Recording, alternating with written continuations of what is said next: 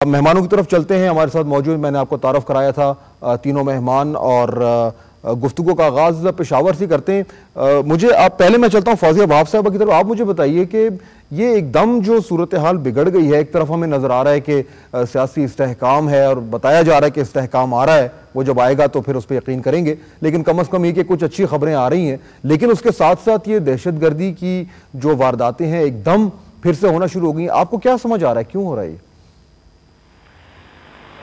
मैं समझती हूँ कि ये अल-कायदा और तालिबान एक मैसेज देना चाहते हैं हुकूमत को या पाकिस्तान को कि तुम कितनी अमेंडमेंट ले आओ, तुम कितनी फौज को एक तरफ करो, लेकिन हम तुम्हें चैलेंज करेंगे।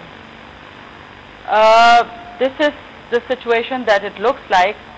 दूसरी बात यह है कि मुझे हैरत हुई है कि आज जमात इस्लामी ने ये मुजाहिरा किया, या जमात इस्लामी के क़यादत में ये मुजाहिरा हुआ है और उसके बाद ये अटैक करना, ये भी बड़ी अजीब सी बात लगी, क्योंकि हमने देखा है कि कोवर्टली जमात इस्लामी और अल-कायदा या तालिबान का एक अंडरस्टैंडिंग पाई जाती है, कहीं ना कहीं उनके कोई लिंक्स आपस में मिलते हैं। तो बहरहाल मैं इससे ज्यादा नहीं ये थोड़ी, हाँ, ये इल्जाम थोड़ा ग्रेव हो जाएगा फौज साहब कि ठीक है वो कुछ सिंपथीज तो हैं, लेकिन कहना कि उनके आपस में कुछ नाते जुड़ते हैं, ये बहुत बड़ा इल्जाम नहीं है? हो सकता है ये बड़ा इल्जाम आपको लगे, लेकिन हमने ये देखा है कि जितने लोगों को गिरफ्तार किया गया था, शायद आपको याद हो 2004-2005 में, वो जमात इस्लामी के ही किसी रिश्तेदार या किसी के घर पे वो गिरफ्तार हुए हैं। और जो पुराने लिंक्स हैं, बहरहाल वो इतने आसानी जाते नहीं हैं और उनको आप इग्नोर भी नहीं कर सकते हैं। कशमला, आप एरिया, ठीक है कशमला, आप योर फर्स्ट थॉट्स, ये जो आज पेशावर में हुआ है, क्या आपको क्या समझ आ रही है? देखिए, मुझे तो जो दिखता है, एक तो टेररिज्म बहुत देर से हमारे मुल्क के अंदर एंट्रेंच्ड है, लेकिन इस वक्त ये जो तेज़ी पकड़ी है ना, ये खसूसी तौर पे 18वीं तरमीम के साथ, खैबर पख्तूनख्वा के नाम के साथ लोगों को एजिटेट किया गया है, इरिटेट किया गया है, लाल टोपियां पहनाकर नचाया गया, वहाँ पे लोगों के एहसासात और जज्बात को मजरूह किया गया है। अच्छा, डायरेक्ट लिंक है यानी आपके ख्याल में? If you ask me my opinion, मुझे तो यही लगता है कि लोगों को जान के, एक वेव अगर सुकून की तरफ चल रहा था, कुछ पीछे इस किस्म की खबरें नहीं आ रही थी, तो उनको जान के इरिटेट किया गया। आपने देखा कि जिस दिन वहाँ पे वो नाच किए गए, उस दिन एक बम का धमाका हुआ।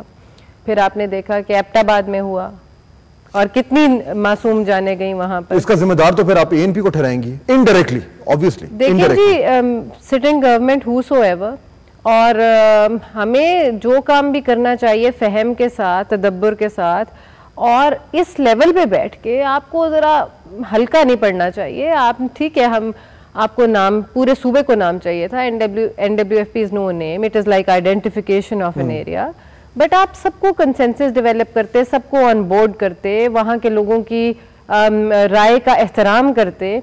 अगर आप इतनी पार्टी हैं और पहली दफ़ा अगर आप इस तरह हुकूमत के अंदर आ गए हैं, तो आप अपना इतना बड़ा जो से है वो सबके ऊपर अगर थोपेंगे तो ऐसे ही रिजल्ट्स आएंगे। ठीक है, यानी कि जो ये दहशतगर्दी की एक वेव नजर आ रही है, उसका ये रिएक्शन है, जो सियासी सूरत हाल चल रही है उसका रिएक्शन है। खुर्रम साहब, आप बताएं, would you agree with this कि डायरेक्ट ताल्लुक है? जी, मेरा तो अपनी दोनों कॉलीग से यकसर मुख्तलिफ नुक्ता नजर है। वो ये है कि जहां हुकूमत पाकिस्तान को दहशतगर्दी के मुकाबले में अस्करी और फौजी कामयाबी हासिल हुई है, साथ ही साथ एक मुस्तकिल इंटेलिजेंस फेलियर हमें नजर आ रहा है। और चूंकि अभी तक जो वफाकी हुकूमत है जिसके जिम्मे ये सारी जिम्मेदारी है, वो इस जो हमारी इंटेलिजेंस एजेंसीज हैं उनको प्रॉपरली कोऑर्डिनेट करने में कामयाब नहीं हुए, तो इसीलिए हमें ये, जहां अस्करी कामयाबी तो हो जाती है, हम कहते हैं कि हमने एरियाज क्लियर कर लिए हैं, लेकिन जो काउंटर इंसर्जेंसी है कि हमने जो इस बगावत से लड़ना है, उसमें 3 स्टेप्स हैं: क्लियर, होल्ड, बिल्ड। तो क्लियर तो हो रहा है, लेकिन होल्ड और बिल्ड के मामले में अभी तक जो है इंटेलिजेंस के तौर पे हम होल्ड नहीं कर पाए मामला।